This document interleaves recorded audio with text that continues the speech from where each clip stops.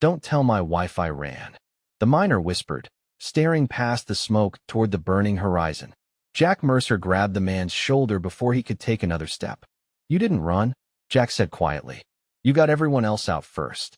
57 minutes after the first unidentified object entered Earth's atmosphere, the largest alien landing craft in human history lay half buried in the red dirt of Western Australia. Its smooth silver hull had split open like a cracked shell, emergency lights pulsing through drifting dust as warning tones echoed across the empty desert. There were no victory speeches, no cheering crowds, only exhausted rescue crews in orange work shirts moving from one injured coworker to another while the smell of hot steel and diesel lingered in the afternoon air. Jack knelt beside a wounded alien officer whose shimmering blue armor had gone dark. The towering commander struggled to focus all four eyes on the human standing over him. His translator crackled back to life. Reinforcements will arrive, he managed to say.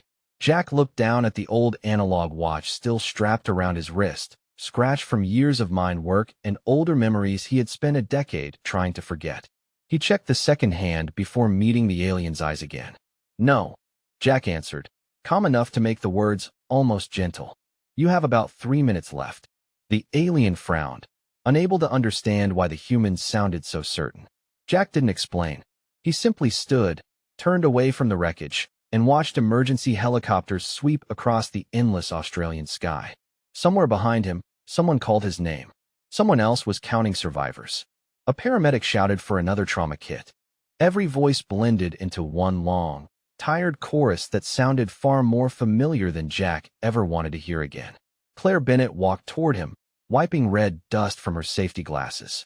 She had spent the last hour treating injured miners with supplies never meant for a battlefield. Daniel made it back, she said quietly. Jack closed his eyes for 1 second. Just one. The bus? He asked. Claire nodded. Everyone except Mark. Jack didn't answer. He stared toward the wrecked landing ship as rescue lights reflected across its twisted metal. Mark Sullivan had been driving a rescue truck less than an hour earlier. Now another family would receive a phone call no family should ever have to answer. Jack had made those calls once before, years ago, wearing a different uniform in another life. He promised himself he would never live through that again. Yet here he was, standing in another disaster with another list of names he wished had turned out differently. The alien commander coughed, forcing himself upright against a shattered support beam. Your military, he whispered. Where is it? Jack glanced across the mining complex. Bulldozers, haul trucks, survey drones, fire crews, mechanics, electricians, nurses, ordinary people covered in dust instead of camouflage. Still on the way, Jack replied. Then who defeated us? Jack looked across the endless desert, where heat shimmered above the iron-rich earth, and every machine around him had been built to survive conditions most of the galaxy would have considered uninhabitable. His answer came without pride, only quiet exhaustion. You landed in the wrong place. The alien stared at him in silence as the distant sound of rescue sirens rolled across the outback. 1 hour earlier, Commander Soren had believed he was beginning the fastest planetary conquest in his career. What he never realized was that the first mistake had not been attacking Earth. The first mistake had been choosing Australia. 59 minutes earlier, the Pilbara looked exactly the way Jack Mercer liked it. The morning sun was already climbing fast, turning the iron-rich hills into waves of glowing red, and every piece of heavy equipment was following the same rhythm it had followed for years. Conveyor belts rattled. Haul trucks rolled across dusty roads. Radios crackled with routine checklists that everyone could recite from memory. Jack stood beside a conveyor motor, wiping grease from his hands while comparing vibration readings on a handheld tablet against the numbers written inside an old paper notebook.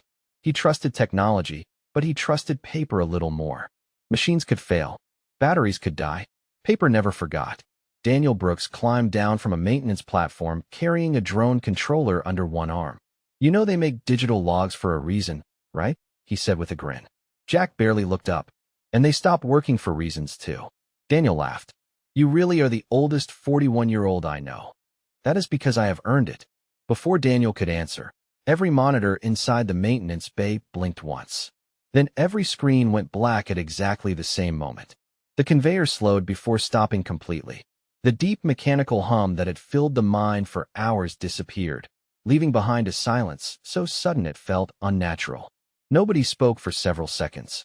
Claire Bennett stepped out of the geology lab, holding a portable sensor that had also gone dark. "Did we lose power?" she asked. Jack looked toward the emergency lights. They had not switched on. "No," he replied slowly. "Power is still here." Daniel checked his radio. Nothing but static. Cell phones showed no signal. Satellite terminals refused to reconnect. Even the automated dispatch system remained frozen on the last completed task. Claire frowned. That should not happen all at once. Jack felt something tighten in his chest. During his years in the army, communications almost never disappeared by accident. One system failed. Maybe two. Never all of them. "Everyone stay calm," he called toward the nearby crew. "Do not leave your work areas until we know what happened." A few seconds later, one of the younger mechanics pointed toward the eastern sky. "Jack, what are those?" 9 bright streaks were descending through the atmosphere. They were too slow to be meteors and too controlled to be space debris. Each glowing object adjusted course with impossible precision, leaving pale white trails across the cloudless blue sky. Daniel stared upward. "Those are not aircraft." Claire raised a pair of binoculars from the emergency cabinet. She watched for nearly 10 seconds before lowering them again, her face noticeably paler. "They are slowing down," she whispered. "Objects that size should not be able to slow down like that." Hundreds of miles above them, Commander Soren watched the same landscape through orbital mapping displays. Endless desert, sparse population, valuable mineral deposits, minimal military infrastructure, probability of organized resistance, less than 2%. The operation looked almost disappointingly simple. "Primary landing zone confirmed," one of his officers reported. "Native settlements remain scattered. No significant defensive formations detected." Soren folded his hands behind his back. "Begin atmospheric descent." Back on the ground, Jack kept watching the lights falling from the sky. Every instinct he had spent 10 years trying to bury suddenly came rushing back. His breathing slowed instead of quickening. Distances, escape routes, shelter locations, head count. Without realizing it, he was already planning. Then his radio suddenly hissed to life for less than 1 second. A terrified voice broke through the static. "School bus.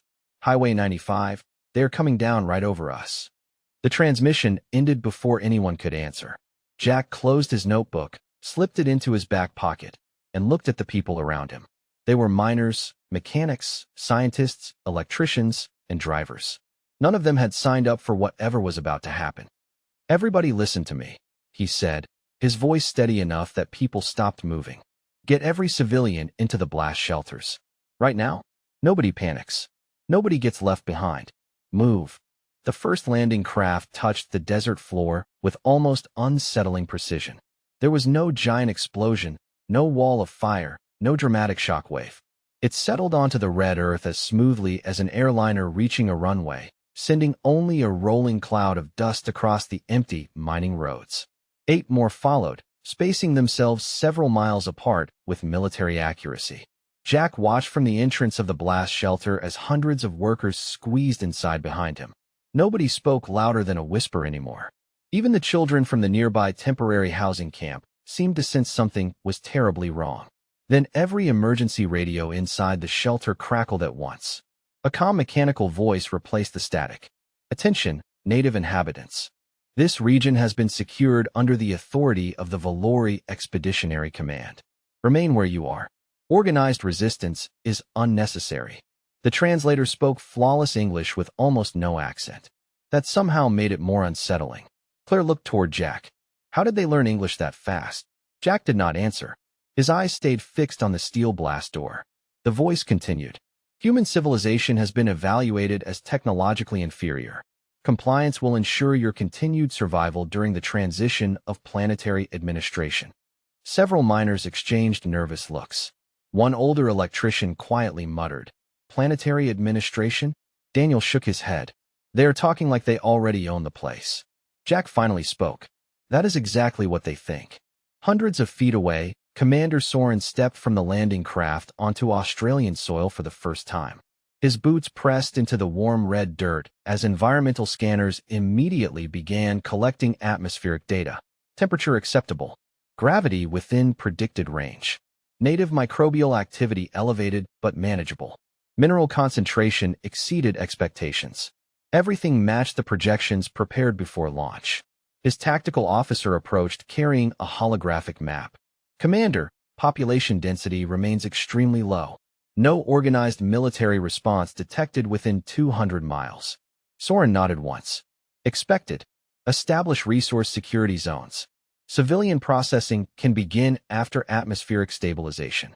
He never considered that every satellite feeding those reports had gone silent before they landed. He believed silence meant weakness. Back inside the shelter, Jack studied an old paper map spread across a folding table. Claire noticed something. You are not looking at roads. No. Jack pointed toward a network of abandoned excavation pits and maintenance tunnels surrounding the active mine. I am looking at obstacles. Daniel leaned over the table. You seriously think we can stop them? Jack looked him straight in the eye. No. Daniel blinked. Jack continued before anyone else could panic. But we do not have to stop them today. We only have to keep people alive long enough for someone else to get here. A loud metallic boom echoed through the valley outside. Everyone inside the shelter instinctively looked toward the ceiling. It was followed by another sound. Not an explosion. The unmistakable screech of twisting steel. One of the autonomous haul trucks had rolled into the emergency loading dock after losing its navigation signal. The impact shook the building without causing serious damage. Jack looked at the security camera feed, still running on internal backup power. Every autonomous vehicle across the mine had frozen exactly where communications failed. Then he noticed something that made him pause. None of the alien landing craft had moved closer to the equipment yards. They had landed around them instead. Claire followed his gaze. They are avoiding the machinery. Jack slowly shook his head. No. He leaned closer to the monitor. They are avoiding what they think is important. At that same moment, several miles away, a rescue truck carrying paramedic Mark Sullivan ignored every emergency warning and accelerated toward Highway 95 after hearing that a school bus was stranded beyond the landing zone. Mark knew children were still out there. Turning around was never an option for him. Jack watched the truck disappear from the last working camera and felt a familiar weight settle in his chest. He had seen good people drive toward danger before. Too many of them never came back. Jack stared at the paper map, while the people inside the blast shelter waited for someone to tell them everything would be fine. He could not do that. He had spent too many years learning the difference between hope and false promises. Outside, the desert remained strangely quiet. That bothered him more than panic would have. Armies that wanted to frighten people made noise. Professional armies stayed quiet until they had already won. Claire set a portable weather station on the folding table. It still worked because it relied on local sensors instead of satellites. The wind is shifting, she said. It will start blowing from the northwest in about 15 minutes. Jack glanced at the display. Strong enough to carry dust? Very strong. Daniel leaned against the steel wall, still holding the drone controller that no longer had a signal. I hate that look on your face. Jack looked up. What look? The one that says you already have an idea nobody else is going to like. Jack folded the map and pointed toward the equipment yard outside. Everything they scan tells them those are civilian machines. Daniel laughed once. Because they are. Exactly. Jack walked toward the maintenance garage. More than 30 enormous haul trucks sat parked in neat rows, each one weighing hundreds of tons even before carrying ore. Nearby stood drilling rigs, water cannons designed to suppress dust, explosive storage bunkers protected by reinforced concrete, and dozens of survey drones resting inside charging racks. Nothing there had ever been designed for combat. Every piece of it had been designed to survive one of the harshest work environments on Earth. Claire slowly smiled as she began to understand. You are not thinking about weapons. Jack shook his head. I am thinking about tools. Meanwhile, Commander Soren continued reviewing live reconnaissance reports inside the command vessel. Three-dimensional scans of the mining complex floated above the tactical table. Analysis complete, one officer reported. Industrial machinery only. No armored formations. No missile batteries. No aircraft shelters. Another officer highlighted several enormous haul trucks. Recommend ignoring heavy transport vehicles. Primitive combustion-powered equipment presents no tactical concern. Soren barely looked at the images before dismissing them with a wave of his hand. Proceed with civilian collection protocols. Secure administrative buildings first. None of them noticed the maintenance tunnels running beneath half the mining site, because those tunnels had never been built for war. Back at the garage, Jack opened an old metal cabinet filled with handwritten maintenance records. He handed one binder to Daniel. Find every autonomous truck with a full fuel load. Another went to Claire. I need maps of every emergency water line on the property. She frowned. Water. Trust me. A young mechanic named Tyler stepped forward, his voice shaking. Are we really staying here? Jack looked at him for a long moment. No one is forcing you. Tyler swallowed hard. I am scared. So am I. The honesty caught everyone off guard. Jack rested one hand on the side of a massive haul truck, its yellow paint covered in red dust from years of work. Being scared is normal. Letting fear make every decision is what gets people hurt. The room fell silent again. One by one, workers who had never imagined doing anything beyond fixing engines and loading or began opening toolboxes, checking batteries, filling fuel tanks, and inspecting machines they had worked on for years. Nobody called themselves heroes. They simply started doing the jobs they already knew how to do. Outside, the first alien patrol crossed the edge of the mining property without rushing. Their scanners identified vehicles, pumps, generators, and warehouses. Harmless infrastructure. Just another workplace on another undeveloped world. Watching through a dusty office window, Jack quietly said, They are looking at everything, but they are not really seeing any of it. By Viet, the first thing Claire noticed was not the alien patrol. It was the dust. Fine red particles drifted across the mine long before the stronger wind arrived, settling into every crack, every hinge, every exposed surface the way they always did. She rubbed some between her fingers and looked toward Jack. They have sealed armor, she said. It will not matter. Jack picked up a handful of the same dirt and let it fall through his fingers. Everything that moves has to breathe somehow.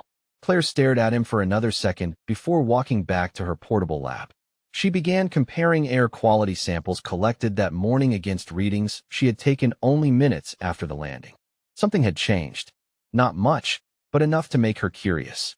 Outside, the first alien patrol moved deeper into the mining complex with disciplined precision. Their scanners swept across parked haul trucks, fuel tanks, maintenance sheds, and conveyor belts. Every report reaching Commander Soren confirmed the same conclusion. Primitive industrial site. Minimal resistance. Civilian workforce. Resource extraction infrastructure intact. One officer looked up from his console. Commander, several native vehicles have begun moving. Soren examined the display.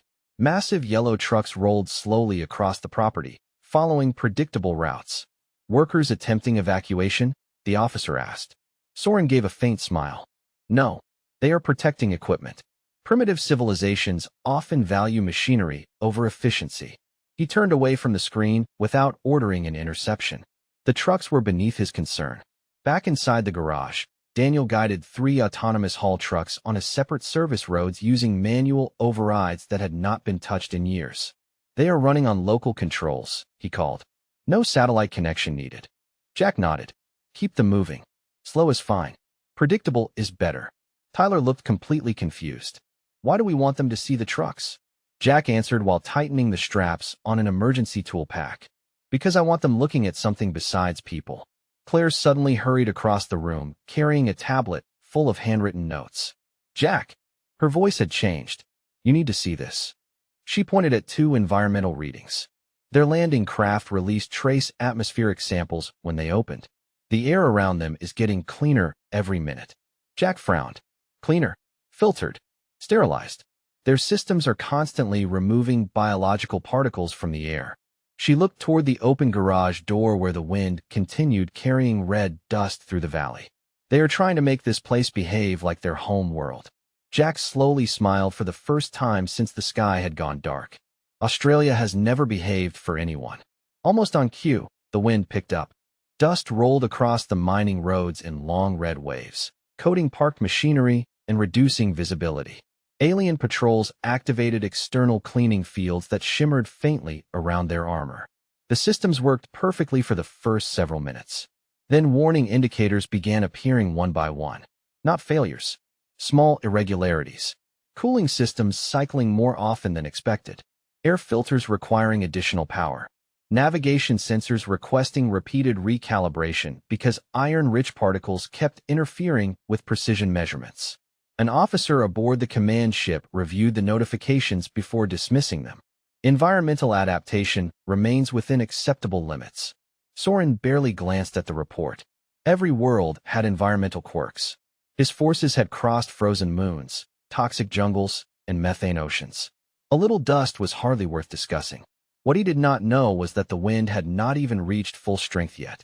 Jack watched another cloud sweep across the property and quietly zipped his jacket against the blowing grit. He had worked in the Pilbara long enough to know the land always tested newcomers before it accepted them. Looking toward the approaching patrol, he spoke almost to himself. They still think they are fighting us. Claire followed his gaze toward the endless red horizon. But they are not. Jack shook his head. Not anymore. By Viet, Jack had learned a long time ago that the hardest decision was never how to fight. It was deciding who you could still save.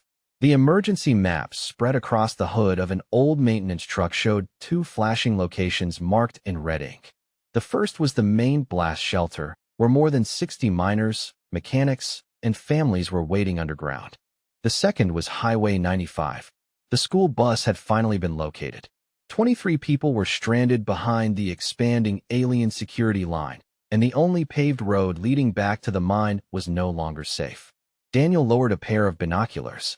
They are changing direction. Jack looked up. 3 alien patrols had stopped surveying equipment and were now moving toward the highway. They had apparently detected the bus. Claire quietly placed another environmental report beside the map, but she could already tell Jack was no longer reading numbers. He was counting lives. If we stay here, Daniel said, we protect everyone inside the shelter. Jack nodded once. And if we leave? We might bring them straight back here. Nobody spoke after that. Tyler shifted uneasily before asking the question everyone else was thinking. What would the army have done? Jack gave a tired smile that never reached his eyes. The army is not here. He folded the map. We are. The words hung in the air. Years earlier, Jack had stood over another map in another country, forced to choose between 2 rescue calls arriving minutes apart. He picked one convoy. The other never made it home. That decision followed him every single day after he left the service. He had promised himself he would never again decide whose family received the phone call. Yet somehow life had placed another map in front of him. Claire watched him struggle with the silence before speaking softly. There is no perfect answer, Jack. He looked at her without saying anything. There is only the answer you can live with tomorrow. Jack slowly exhaled. Then we make sure tomorrow exists. He reached for the truck keys hanging from a hook beside the garage door. Daniel immediately understood. You are going after the bus. I am giving them something louder to chase. Daniel stepped closer. That road is completely exposed. Jack climbed into the driver's seat of the enormous haul truck and turned the ignition. The massive diesel engine rumbled to life, echoing across the empty yard. Exactly. Claire hurried alongside the cab before he closed the door. Do you even have a way back? Jack rested one hand on the steering wheel. I have a direction. Daniel shook his head with a nervous laugh.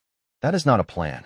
Jack looked through the windshield toward the rising cloud of red dust drifting across the valley. It is enough to get started. The haul truck rolled forward, its giant tires leaving deep tracks across the iron-rich ground. Every alien sensor within miles immediately registered the movement of the largest vehicle in the area. Inside the command vessel, a tactical officer highlighted the new contact. Commander, one industrial transport is leaving the primary settlement. Soren studied the display for only a moment. Observe it. Native leadership often attempts evacuation before surrender. The patrols changed course exactly as Jack hoped they would. Watching from the maintenance garage, Daniel whispered, Please let this work. Claire never took her eyes off the slowly disappearing truck. He is not driving away from the danger. She watched the giant vehicle disappear into the blowing dust. He is teaching it to follow him. By Viet, the haul truck crawled across the open mining road at barely 20 miles per hour, its massive tires crushing loose rock beneath their weight, while a curtain of red dust followed behind like a moving storm. Jack kept one hand on the steering wheel and the other resting beside the old paper map folded on the passenger seat. Every few seconds, he checked the mirrors. Right on schedule, dark shapes appeared through the dust. The alien patrol had taken the bait. Inside the command vessel, Commander Soren watched the tracking display with quiet satisfaction. The native operator is abandoning the industrial center, one officer reported. Probability suggests an attempt to escape. Soren studied the projected route for only a moment. Maintain pursuit. He will lead us to additional civilian shelters. It was exactly the conclusion Jack had hoped they would reach. He was not driving away from the mine. He was drawing every available patrol toward a section of abandoned excavation pits that had not produced or in almost 12 years. The place looked worthless on satellite images. To the people who had worked there, every road, every ramp, and every buried service tunnel still existed in memory. Back at the garage, Daniel finally managed to reconnect several survey drones using short-range local transmitters instead of satellite control. One by one, the small aircraft lifted into the dusty sky, flying low enough to disappear inside the blowing sand. Tyler watched the monitors. They can barely see anything. Claire adjusted the drone cameras until faint heat signatures appeared through the haze. Neither can they. She noticed something else that immediately caught her attention. Several alien soldiers had slowed their pace again. One stopped briefly before continuing after his squad. Another repeatedly adjusted equipment mounted across his shoulders. Jack was right, she whispered. Daniel looked over. About what? Their systems are working harder every minute just to stay comfortable. The wind outside continued building. Fine iron-rich dust-covered roads, machinery, and every exposed surface with a reddish film that local workers hardly noticed anymore. The autonomous haul trucks Jack had ordered onto maintenance routes continued rolling exactly as programmed, each one creating another moving wall of dust that blended into the landscape. To alien sensors, dozens of heavy signatures now overlapped across the valley. Tactical displays filled with false priorities. Commander, another officer interrupted. Native industrial traffic has increased unexpectedly. Soren frowned. For evacuation? Uncertain. Their movement patterns are unusual. He enlarged the display. Slow vehicles. No obvious formation. No military discipline. It looked completely disorganized. Primitive confusion, Soren concluded. Continue the operation.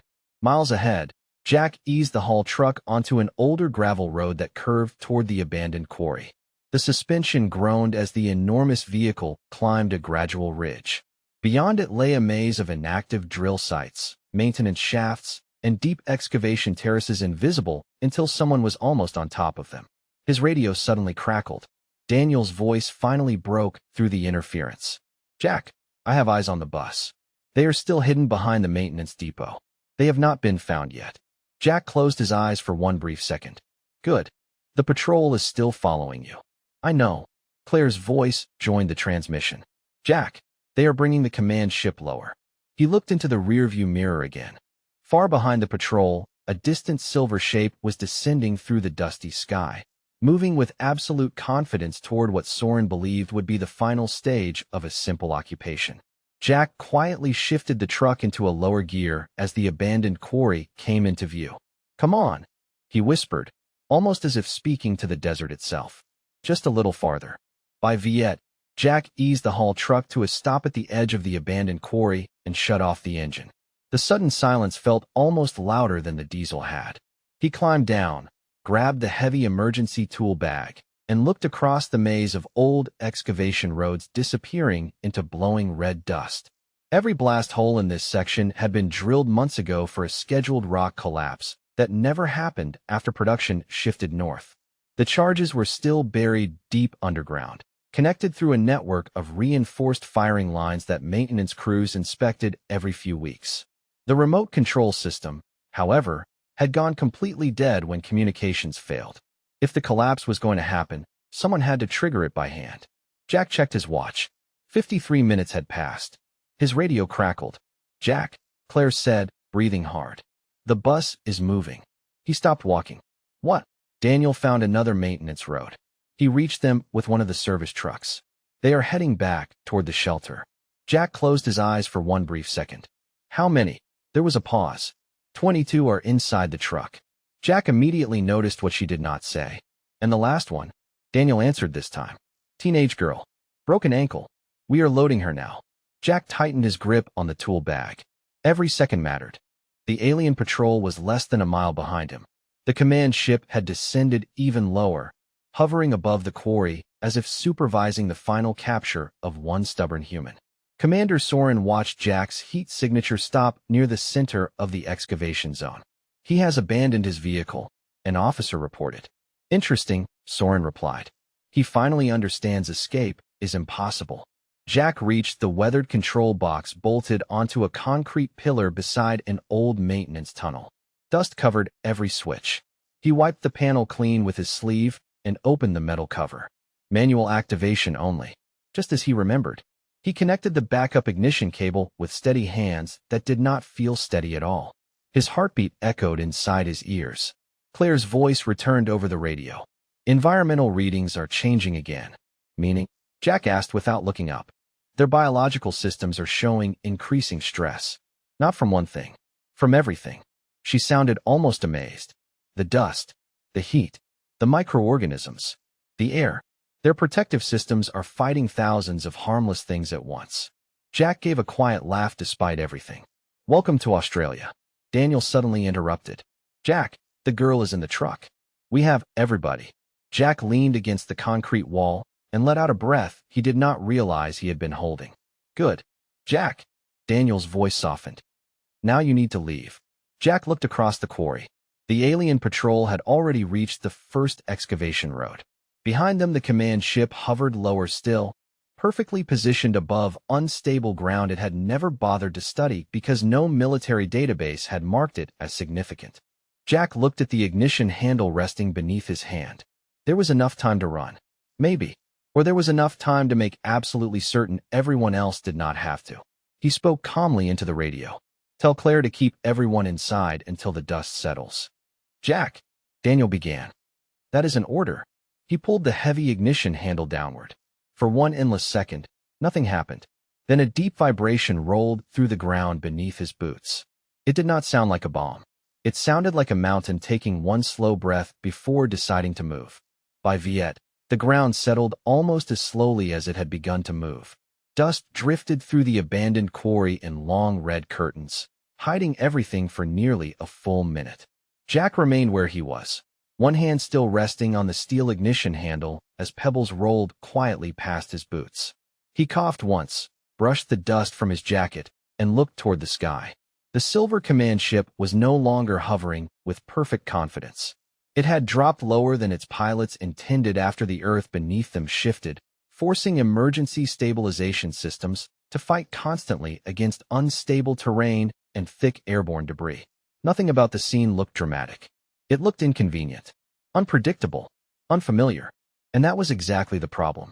Commander Soren stood silently on the bridge while warning indicators multiplied across every tactical display. Cooling systems demanded additional power. Navigation arrays repeatedly recalibrated. Environmental filters cycled faster than engineers believed possible. Every individual alert appeared minor. Together, they slowly consumed the efficiency his invasion plan depended upon.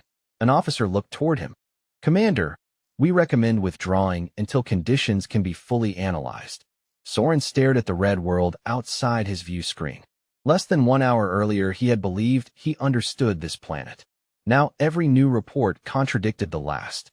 "This world was classified as suitable for rapid occupation," he said quietly. The officer hesitated before answering. "Our models appear to be incomplete." Several miles away, Australian emergency crews finally reached the mining complex as military aircraft crossed the horizon. Jack watched them arrive without relief or celebration. He simply sat on the step of an ambulance while a medic cleaned dust from a scrape on his forehead. Claire walked over carrying 2 bottles of water. She handed him one without saying anything.